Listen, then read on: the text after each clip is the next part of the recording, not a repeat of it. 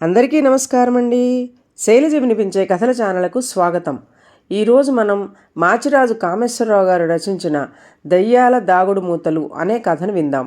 ఈ కథ ఆగస్టు 1983 చందమామలో ప్రచురింపబడింది. అడవికి దాపుల్లో ఉన్న ఐలవరం అనే కుగ్రామంలో విహారి వాళ్ళది ఒకప్పుడు కలిగిన కుటుంబం. అయితే విహారి తండ్రి వ్యవసాయంలో కలిసిరాక వ్యాపారంలో దిగి అందులోనూ బాగా నష్టపోయి చనిపోయే నాటికి 1 ఎకరం పొలం మాత్రం మిగిల్చాడు. తండ్రి పోయిన కొద్ది కాలానికే తల్లి కూడా గతించడంతో విహారిని అతడి అవ్వ పెంచి పెద్ద చేసింది. అవ్వ ఎంత పోరినా పొలం పనికి పోక విహారి గ్రామంలో ఉట్టినే తిరుగుతూ కాలక్షేపం చేస్తుండేవాడు. తన మనమడికి పెళ్లి చేస్తే బాధ్యతలు తెలిసి రాగలవన్న నమ్మకంతో విహారి అవ్వ అతడికి పెళ్లి సంబంధాలు చూడసాగింది. ఆ సంగతి తెలియగానే విహారికి చప్పున ఒక ఆలోచన వచ్చింది. వాళ్ళ ఇంటి పక్కనే రామనాథం అనే చిన్న రైతు ఉన్నాడు. అతడి కూతురు విశాలి వీధిబడిలో విహారితో పాటు చదువుకున్నది. తల్లి లేని ఆ పిల్ల ఇంటి పనులన్నీ చక్కగా చేయగలదు. పెళ్ళంటూ చేసుకుంటే ఆ అమ్మాయినే చేసుకోవాలనుకున్నాడు విహారి. ఒకనాడు విహారి రామనాథాన్ని చూడబోయి తాను విశాలిని పెళ్ళాడదలుచున్నట్టు చెప్పాడు. ఆ మాటకు రామనాథం మొదట ఆశ్చర్యపోయి తరువాత పట్టరాని కోపంతో, సోమరపోతుకు పెళ్ళేమిటి? ముందు మీ నాన్న వదిలిపోయిన ఆ ఎకరం పొలం చేజారిపోకుండా చూసుకో, అదే 10,000 అంటూ గట్టిగా చీవాట్లు పెట్టాడు. వంటగదిలో ఉన్న విశాలి ఇదంతా విన్నది. అవమాన భారంతో ఇంటికి తిరిగి వచ్చిన విహారికి అర్ధరాత్రి అయినా నిద్ర పట్టలేదు. అతడికి జీవితం మీద విరక్తి కలిగి అడవిలో ఏ విషసర్పానికో క్రూర మృగానికో ఆహుతి అయిపోదామనుకుంటూ ఇల్లు వదిలి అడవిదారి పట్టాడు. చీకటిలో అతడు ఎంత దూరం నడిచినా క్రూర మృగాలు ఎదురుపడలేదు. కానీ పక్కనే ఉన్న గుబురు చెట్లలో నుంచి ఎవరో దాగుడు మూతలాడుతున్నట్టు కేకలు వినిపించినాయి. విహారి ఒక్క క్షణం భయంతో వణికిపోయి ఒక చెట్టు చాటుకు వెళ్ళి నిలబడ్డాడు.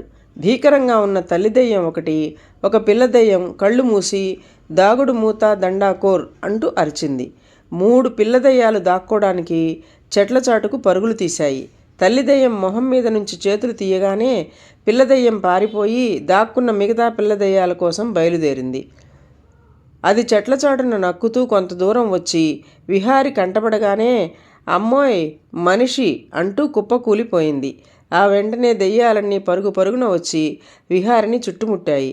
విహారికి ప్రాణభీతితో మూర్ఛ వచ్చినంత పనైంది.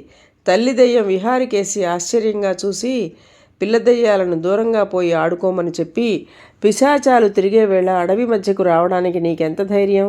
సరే, ఎందుకు వచ్చావో నిజం చెబితే వదిలేస్తాను.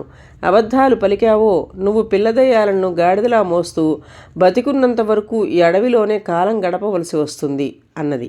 ఆ మాటతో విహారికి కొంత ధైర్యం కలిగింది.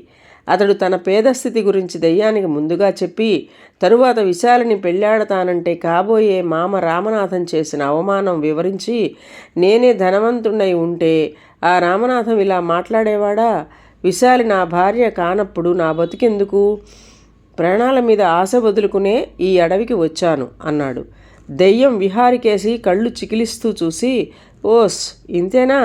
ఆ డబ్బేదో కాకితో కబురంపితే పంపేదాన్ని కదా అంటూ పక్కనే ఉన్న చెట్టు త్వరలో నుంచి ఒక తోలు సంచి బయటకు తీసి గుప్పెళ్లతో బంగారు కాసులు దాన్ని నిండుగా పోసి విహారికిస్తూ, నువ్వేదో కథ అల్లడం కాక నిజమే చెప్పావనుకుంటున్నాను. ఈ బంగారం తీసుకుపోయి నువ్వు కావాలనుకున్న పిల్లని పెళ్ళాడి హాయిగా బతుకు అన్నది. విహారి దెయ్యానికి వంగి దండం పెట్టి సంచితో ఇంటి దారి పట్టాడు. అతడు గ్రామం చేరేసరికి తెల్లవారిపోయింది. అతడు సరాసరి రామనాథం ఇంటికి వెళ్ళి డబ్బు సంచిని అతడికి చూపుతూ, నాకున్న ముష్టి ఎకరం పొలాన్ని, నా సోమరితనాన్ని తెగ హేళన చేశావు. ఇదిగో సంచి నిండుగా బంగారు కాసులు తెచ్చాను. నీ కళ్ళు చెదిరిపోగలవు. ఇప్పుడు విశాలిని నాకిచ్చి పెళ్లి చేసేందుకు నీకెలాంటి అభ్యంతరం ఉండదనుకుంటాను అన్నాడు. రామనాథం ఆశ్చర్యపోతూ తోలు సంచి తీసుకుని మూత విప్పాడు. ఆ మరుక్షణం బుస్సుమంటూ పెద్ద ధ్వనితో గాలి బయటకు వచ్చింది. సంచి ఖాళీగా ఉన్నది. ఇందులో గాలి తప్ప మరేం ఉన్నట్టు లేదు. ఛీ ఛీ అంటూ రామనాథం సంచిని దూరంగా విసిరివేశాడు.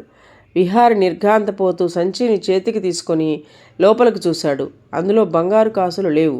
ఏమిటి మాయా? ఈ సంచి నిండా దెయ్యం బంగారు కాసులు పోయడం నా కళ్ళతో నేను చూస్తేనే అంటూ విహారి ఏడ్పు మొహం పెట్టాడు. అబద్ధం చెప్పినా అతికినట్లుండాలి. పద పద అవతలికి నాకు బోలెడంత పని ఉంది అంటూ రామనాథం మరొకసారి చీదరించుకున్నాడు. విశాలి తలుపు వారగా నిలబడి ఇదంతా చూస్తూనే ఉన్నది. విహారి గట్టిగా తలగొక్కుని, దెయ్యం అయితే మాత్రం మరీ ఇంత పచ్చి మోసమా? ఈ రాత్రే మరొకసారి అడవికి వెళ్ళి దాని జుట్టు పట్టుకొని నిలదీసి అడుగుతాను అంటూ ఇంటికి వెళ్ళాడు. ఆ రాత్రి విహారి అడవి చేరేటప్పటికి ఎప్పటిలా దెయ్యాలు దాగుడు మూతలు ఆడుకుంటున్నాయి.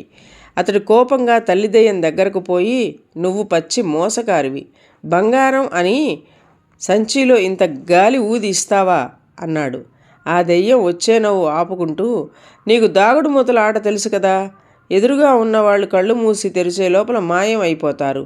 నేను నీతో దాగుడు మూతలాట ఆడాను. నిరాశతో రాత్రి నువ్వు ఆత్మహత్యకు పాల్పడేందుకు ఈ అడవికి వచ్చావు. ఆ ఆవేశం తగ్గించేందుకే నీకు ఉత్తిత్తి బంగారం బహూకరించాను. చచ్చి సాధించేదేం లేదు.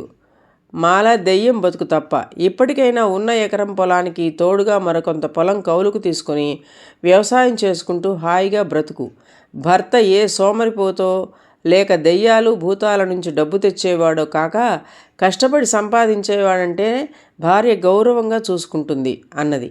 ఆ మాటలతో విహారికి తానింతకాలంగా గడిపిన జీవితం పట్ల ఏహ్యభావం కలిగింది.